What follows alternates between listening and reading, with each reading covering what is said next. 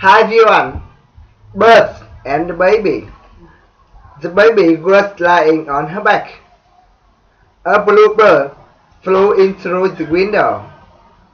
The bluebird had blue eyes. It sat on the baby's crib.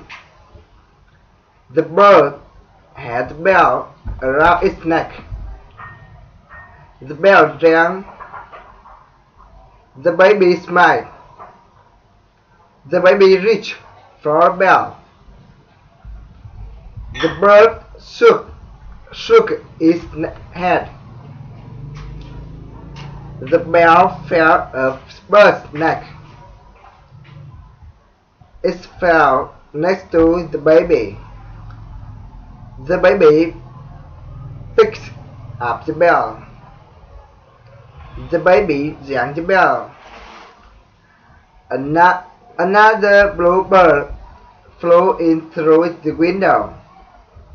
This bluebird also had blue eyes. The baby had brown eyes. The bird looked at the baby. The baby looked at the bird. The baby rang the bell again. Both birds flew away. The baby started to cry. His mama came into the room. The baby smiled. Mama saw the bell. She asked the baby where the bell came from. The baby pointed at the window. Đứa bé nằm sau cô ấy. Con chim màu xanh tới đậu gần cửa sổ, đậu bên cửa sổ. Con chim màu xanh có đôi mắt màu xanh. Nó đậu trên cái cũi của cái đứa bé.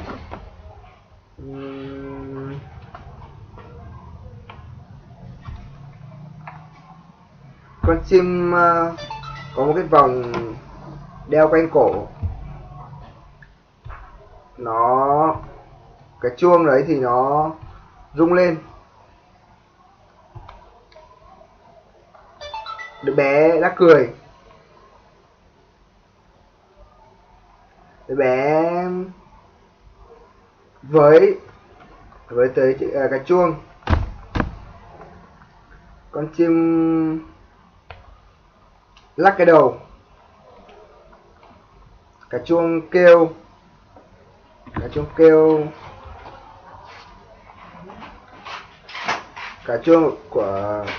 kêu. Nó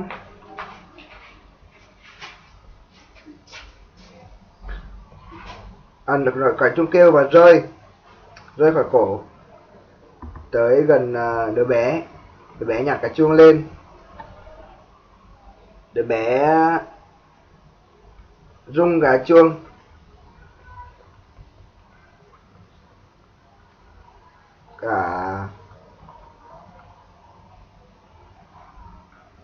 Cả hai con chim, và có một con chim nữa bay đến cửa sổ.